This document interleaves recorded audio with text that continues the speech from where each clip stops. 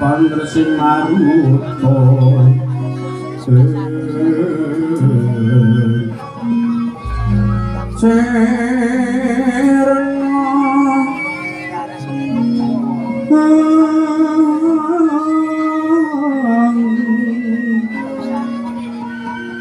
kumaraning wiyat mantyang kumlebeting dojo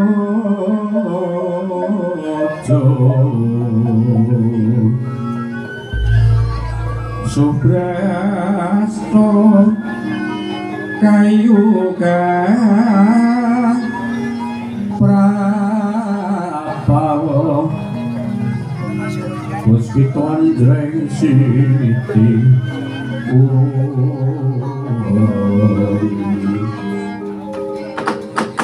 ron mawur katyubing angin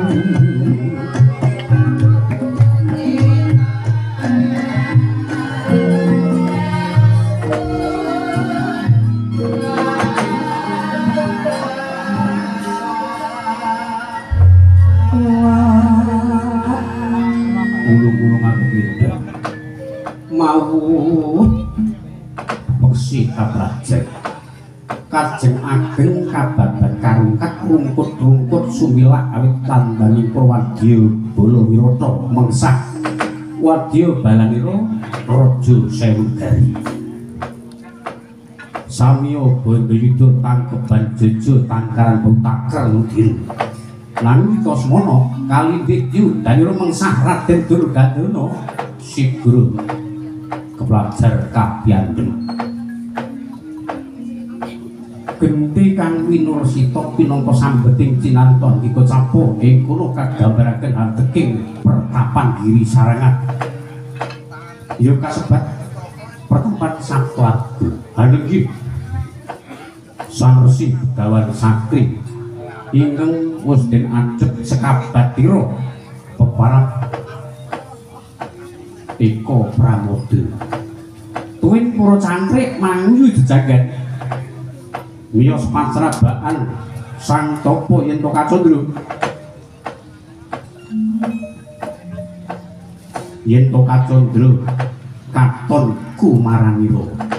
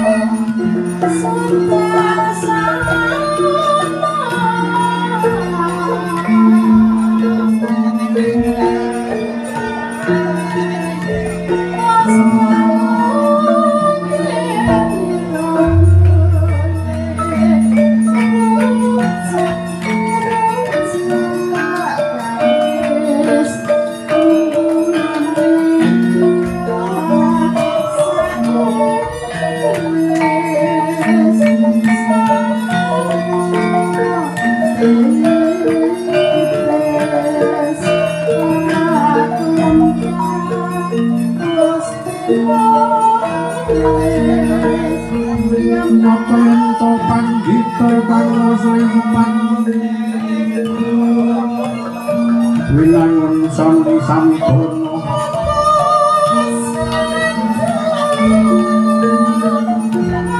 mangling kasujanan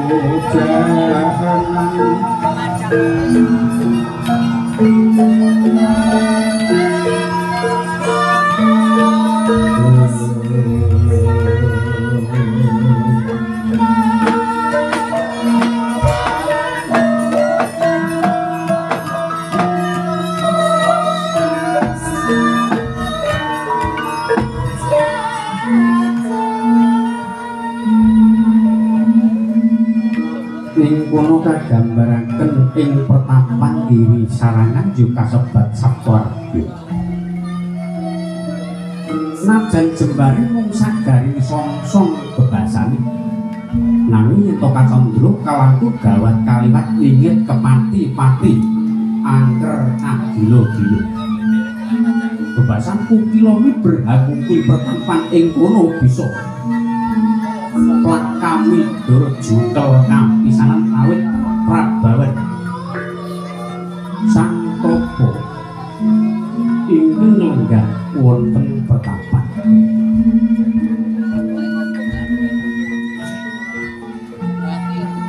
yen to Kacandra rumpakane pertapan Purayaga winangun juga payung sirep sesirapan kados go plataran jembar Pinager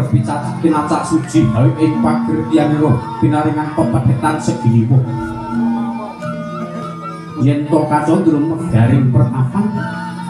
kaya dicukuli jamur nanging kathah para pendhita para nalindra sami nungkul aris datani nawani andil awit kaprabawan dening kaluhuhaning sang topo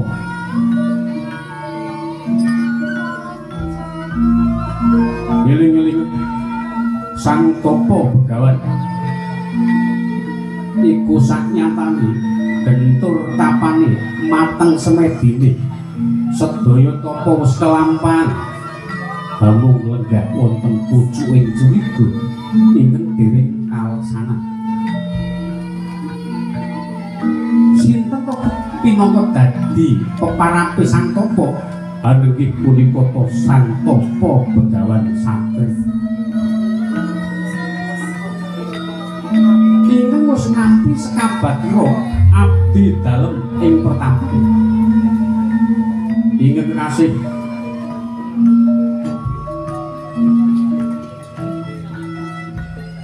Eko Pramodo sekabat Eko Pramodo Win para cantrik mangyu dejagan ing Separeng lenggah wonten pengkarna sang topo punika to cantrik ingkang peparap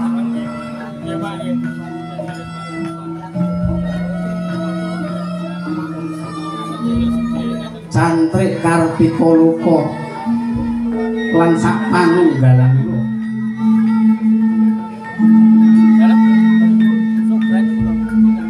Sami tanggapi Saswito Arso Madrasakti kepareng wujudan dulu dari kami jil Inggrisan sakmani kepareng wujud tadi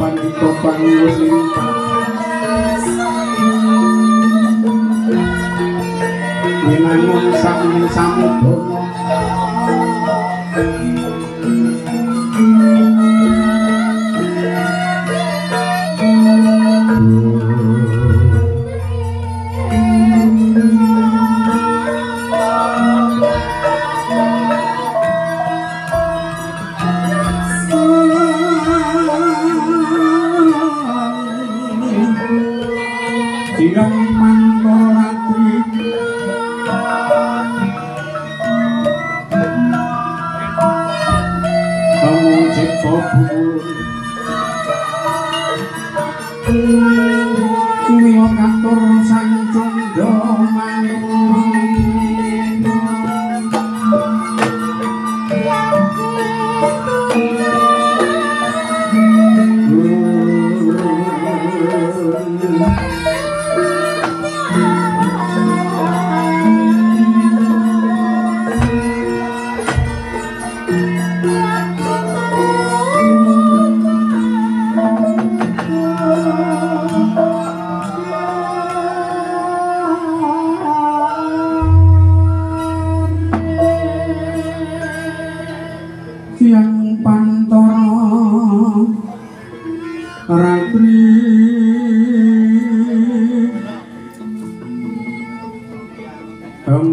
cipta buku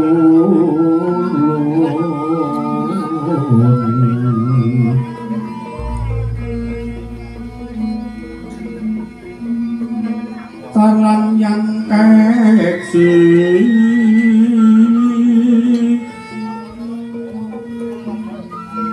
mila katur sang candha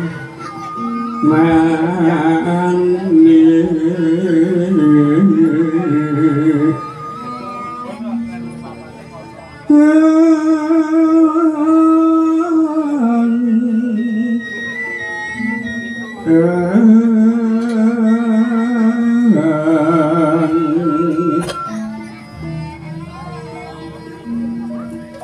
ngatur kagungan to sing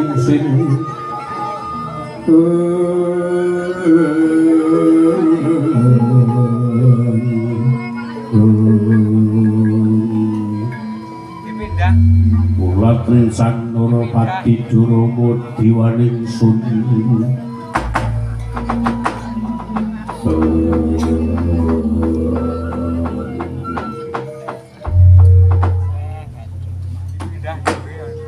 Om wicaksana adile bocah cantri kula penembang sirepno kanca-kancamu kabeh bocah cantri yen ngesaken dawuh sedaya sampun rep sidhem penanem mboten wonten beninipun walang alise penembang mengkono bocah cantri jenengmu kae sapa estunipun jeneng kula menika Kartika Lokana namung jeneng KTP. Menawi estunipun jeneng kula asli kelahiran kula menika jeneng kula menika Rahat Wolo. Rahat Wolo. Nggih, Wolo menika legit. Rahat menika keringet. Dados kula menika aslinipun anake wong beres. Kepengin meguru nang pertama. Nggih, wong kula niku mboten gadah ilmu napa-napa ya. Badhe nyuwun wejangan. Yo sesuk yen wis ana wektu sing wirunggan. Nggih ampun kesupen nggih. Wong kula niku ngelmu sing jenenge sangkan parang dumadi nggih dereng tumpang. Ngelmu sejatining urip niku napa? Langkung-langkung ngaji.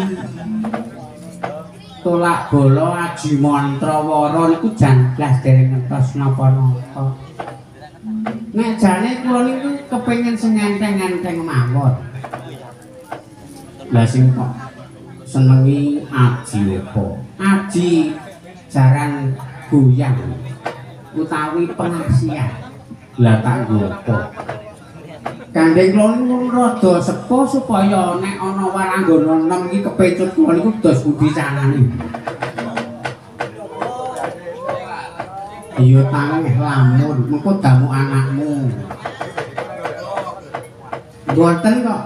Mengke ajeng kula sing saiki tak jalui nomor WA. Wis ora kena, kuwi wis tuwa. Kowe ngudya sesapan kanggo sae uripmu ana mercapada banjur mengko bisa tulus uripmu yen to katiban ana sang Gusti banjur kowe bisa nampa paswargan ingkang minulya. Oh nggih. Piye kula ngerti ngeten niku. Ugetine pengaran apa itu malah njuk bredeg e. Nggih pun lah. Kula tak nderek mak jenengan mawon yo sirepuh sak wetara. Ngestaken dawuh penemban. Mengutus kabar. Sekabat Eko Pramodo Jumadunjaya padha kanthi raji nur pangestinipun Sang Topo margi kawidaden boten langkung sembah bekti kula kunjungan skandha padha iya tak tampa ora wedi panas utik tampan ono sekabat nur kapundi wit saka dadosaken jimat paricaya cahya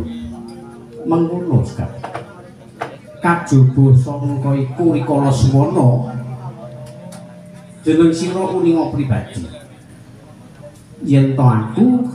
utusan kelangenanku kukila loro ya Garuda Wulung Andaka lan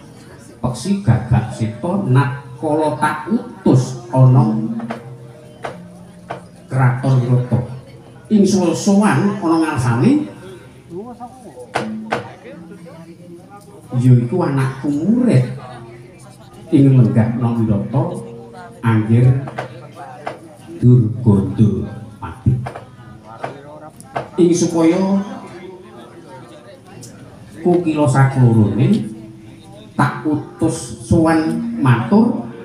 ing supaya bisa nggoyo putrane Anggir Prabu Wirata Dewi Durgandini nanging nggo seprene durung ana kawusanane banjur oleh gawe apa ora kamangka manut wasitan Jawata gaib sing tak tampa ya Gaku Bambang Palasara anggone murca tanpa palwara iku bisa timbul yen wis ana bukti Dewi Durgandini cumandha ana pertapan Wiri Sarangan mengkono sahabat iki sakmenika ngaten kiranganipun menapa panjenengan langkung wicaksana prayogi dipun tenggu kaliyan nyuwun dhateng Jawata mugi-mugi menika mangke ingkang abdi kelangenan Gagak Seta kaliyan Wulung Andaka menika saged mboyong putri mengkono sekabat Eko Pramodo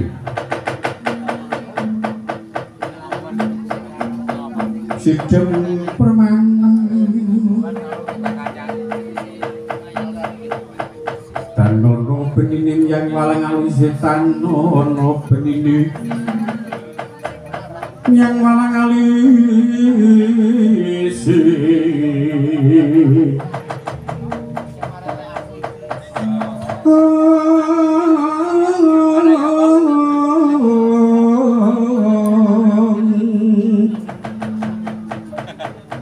ingkang ngabyar somong suarane gemblak gending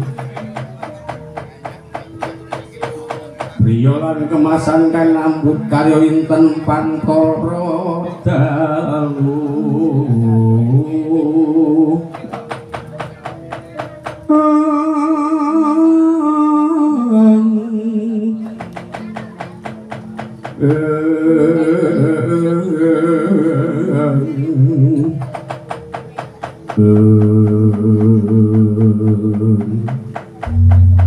ucapo diri ngantos paripurna sabdaning Sang Topo dhateng sekabat Eko Pramodo apa dening para cantrik mangli jejagan wis madyani mangsa kala keparing Jawata ing kono swaning Gagak Seta lan Wulung Andaka cinarita Wulung Andaka ing asowan jalaran ing kono ngrumaosi lepat sigra andekku mari Konjem Bantala Mukanira suwangasan Sang Topo gawan saged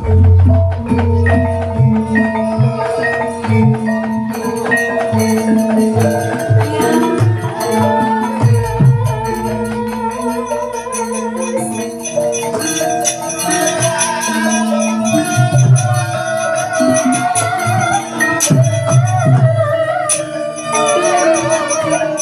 you.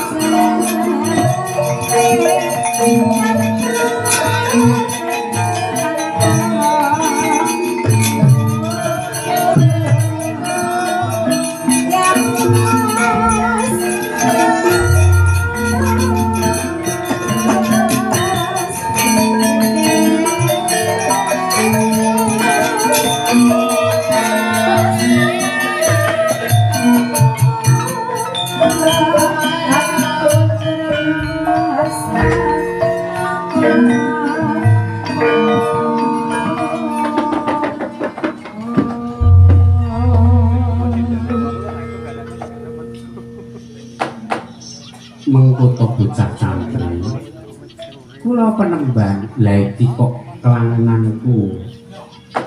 Gagak Seta sowan ning kok teko-teko banjur nglumpruk ana ngarepanku ki ana parigawe apa Sopi dipun ngendikani kados pundi kabul kawusananipun wonten mawon ndang kecos-kecuas ngaten mawon mundur sakwetara ngulung aduka kakangmu Gagak Seta ana ngendi aduh wonten Jawi kok ora melu mlebu pertapan ajri wis mundur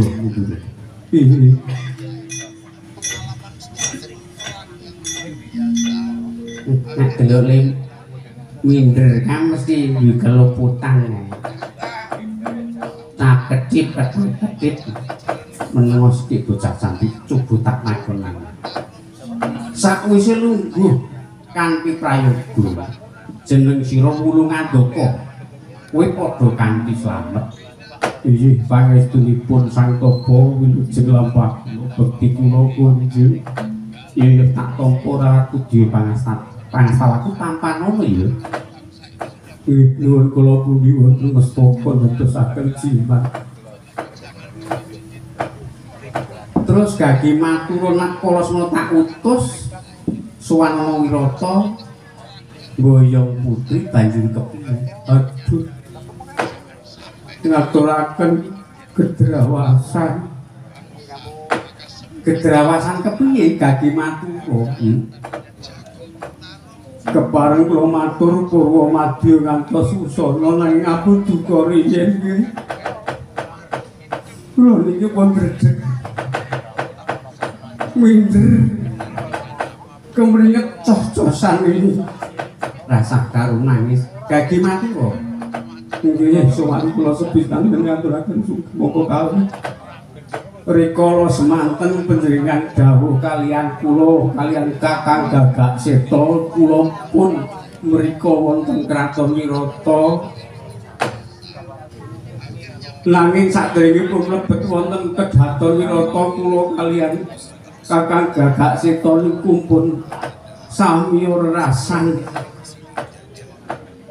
di aku tak sowan kowe kene wae wong aje iki wujude Garuda Kukila Peksi Iwen mung wujude kewan kowe kene wae yo sing sowan aku tok mengko ndak ngisin-isini wong Kukila siji ki wis dianggep padha karo kurang sopan kok arep mlebu kabeh durati yo matur ya wis kono kowe dhewe wae kang matura yo di ning aku duwe weling yo duwe waler mung yen aku ki entah sowan saka Wirata banjur oleh gawe mestine aku meneng wae mergo aku nggawa Durgandini mbuh carane kepiye mbuh tak wadahi cupu mbuh kepiye mula dieling-eling yo di nek aku meneng wae kok takoni aku oleh gawe ning nek aku iso guneman karo kowe ateges aku ora oleh gawe lah tundone aku kok lali lah usana bareng kula kesupen niku Kakang Gagak Seta kula jempalani kula tajungi kowe kok meneng wae kang oleh gawe apa ora dadi gempung Kakang Gagak Seta tak tladung sing pungkasan niku ing pungkasan kraos sakit usana cupu isi Durgandini dipun agem dipun mut kalian Kakang Gagak Seta ical saking Pandulu lajeng Kakang Gagak Seta ingkang ulesipun yen pecak sakmenika dados cemeng kados nampi upata cadung deduka penemban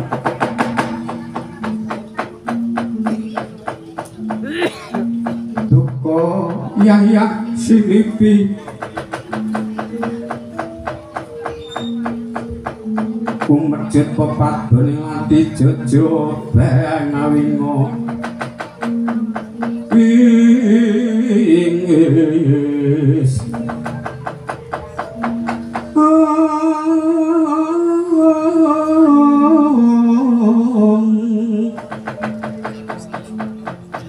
tumapuing muga lirta kabaranang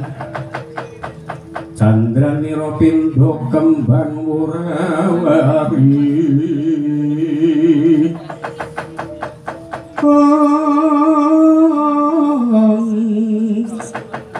sinabeta mrang sakedhing bel abang wadanandi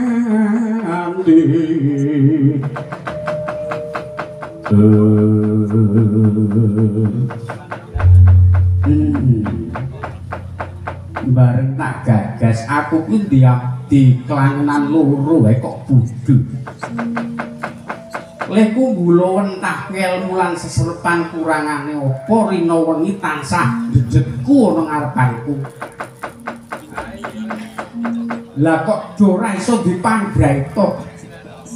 mongko sing jenenge Bambang Kalasara Yogaku kuwi kendhan tanpa taliwara gaiping Jawata bakal timbul yen wis ana bukti pambojone putri ana pertapan Sabtawarga yo giri sarangan kene lah kowe wis tak omongi kaya ngono kok kowe bathukmu ki ora iso mikir kepiye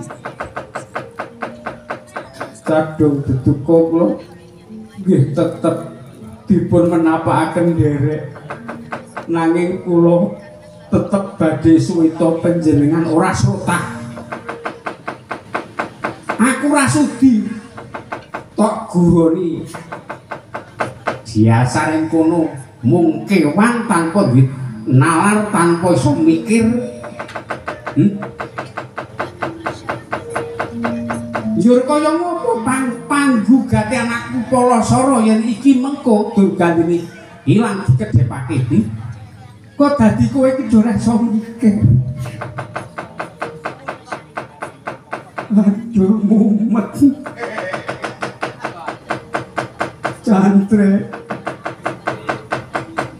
urusanmu kuwi ra melu-melu aku ora ndek sangkut paut kuwi jurus dhewe iya cantre aku njaluk putrek ekstra tau dhewe ngene iki do sembeteng adikongkon pendhita do ora ngrungokke kupinge bucek kabeh wong senengane iki do nglali-nglali bocah-bocahane padhe cantrek-cantrek girisan lho mana kepentut aku aduh cadung teduka kula nyuwun dipun ngapunten penemban ora iso gawe gempungi pamikirku iya kowe nemoni apa kowe ulungan doko lan gagak setok kowe nemoni apa wong dikongkon kok kowe ora iso mikir yo kaya ngopo iki mengko gempungi anakku Bambang Kalasara kan Durgandini ilang saka Pandulu